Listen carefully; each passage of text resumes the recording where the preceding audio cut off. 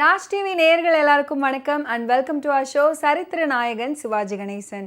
இந்த நிகழ்ச்சியில் சிவாஜி அவர்களுடைய திரைப்பயணத்தில் நடந்த நிறைய இன்ட்ரெஸ்டிங்கான விஷயங்களை நம்ம தொடர்ந்து பார்த்துக்கிட்டு இருக்கோம்.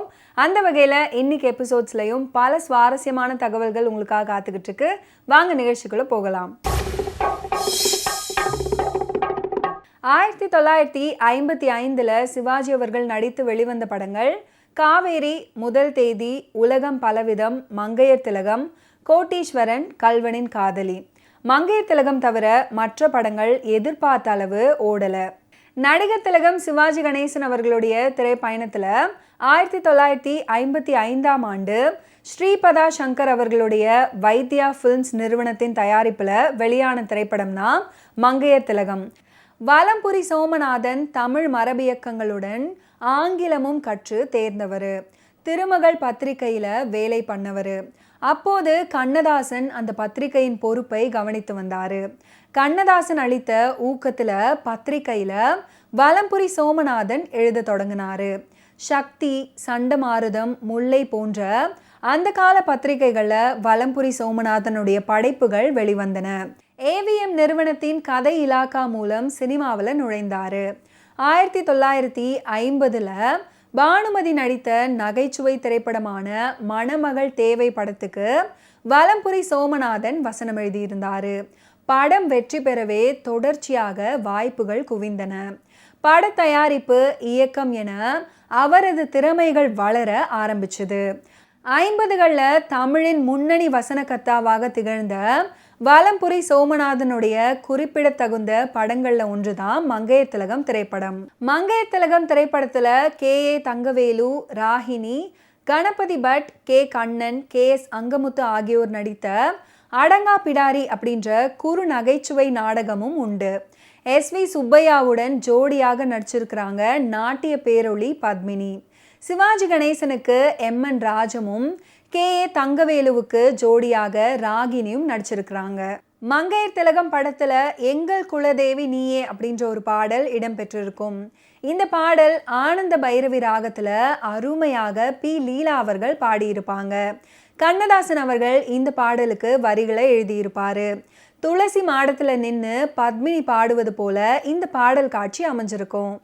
மங்கையர் திலகம் படத்துல எல்.வி. பிரசாத்தின் இயக்கம், பி.எல். ராயின் ஒளிப்பதிவு, என்.எம். சங்கரின் எடிட்டிங், எஸ். தட்சிணாமூர்த்தியுடைய இசை ஆகியவை படத்துடைய வெற்றிக்கு முக்கிய காரணங்கள்.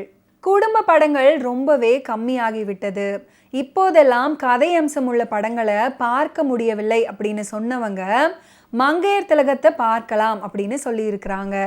1955 ஆகஸ்ட் 26 வெளியான மங்கையர் திலகம் கிட்டத்தட்ட 68வது வருடத்தை நிறைவு பண்ணியிருக்கு. மராத்தி படமான வஹி நிஞ்சயா பங்கடியாவை தழுவி தமிழில் எடுக்கப்பட்ட படம் தான் மங்கையர் திலகம். எல்.வி. பிரசாத் அவர்கள் இயக்கியிருந்தார். ஆலமாரா, பக்த பிரகலாதா, காளிதாஸ் என 3 வெவ்வேறு மொழிகளின் முதல் பேசும் படங்களில் நடித்த சிறப்பை பெற்றவர் எல்.வி. பிரசாத் அவர்கள். நடிகர், தயாரிப்பாளர், இயக்குனர் அப்படின்ற பன்முக திறமை கொண்ட இவர் படங்களுக்கு அப்போது வரவேற்பு உண்டு. மங்கையர் திலகம் படத்துல சூப்பர் ஜோடி அப்படின்னு வர்ணிக்கப்படும் சிவாஜி அவர்களும் பத்மினியும் ஜோடியாக நடிக்கல. மாறாக சிவாஜிக்கு அண்ணியாக எஸ்.வி. சுப்பையாவுக்கு ஜோடியாகவும் நடிச்சிருப்பாங்க பத்மினி அவர்கள். கெட்ட பெண்மணி, புத்தி கெட்ட பெண்மணி அப்படின்ற ஒரு பாடல் மங்கையர் திலகம் திரைப்படத்தில் இடம்பெற்றிருக்கும். எஸ். தட்சிணாமூர்த்தி அவர்களுடைய இசையில டி.வி. ரத்னம் அவர்கள் இந்த பாடலை பாடியிருப்பாங்க. இந்த பாடலை இயற்றியவர் உடுமலை நாராயண கவி. சினிமா உலகத்தில் 7 திரைக்கதைகள் தான் உண்டு அப்படின்னு சொல்லுவாங்க.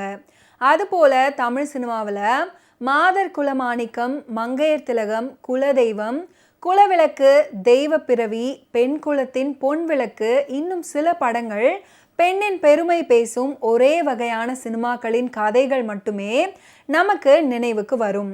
நம்முடைய கதை சொல்லிகள் ஆதி காலத்திலிருந்தே அனுஷியாக்களையும், அருந்ததிகளையும், சீதையையும், பாஞ்சாலியையும் மையப்படுத்தியே தங்கள் கதைகளை பின்னி வந்திருக்கிறாங்க.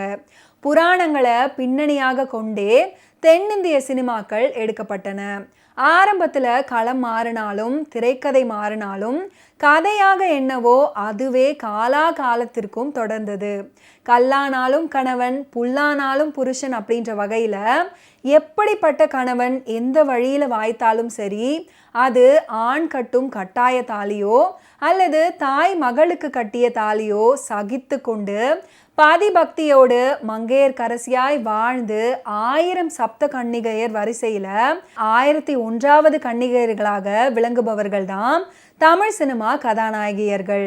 அவ்வப்போது கூட்டு குடும்பத்துக்கு தன் உழைப்பை வாரி இறைத்துவிட்டு குலவிளக்கு அப்படின்னு பெயர் பெறும் அவர்கள் என்றும் ஒரு தொடர்கதையாகத்தான் இருக்கிறாங்க.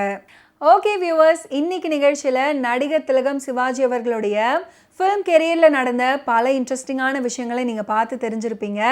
மீண்டும் அடுத்தடுத்த எபிசோட்ஸில் சந்திப்போம். நன்றி, வணக்கம்.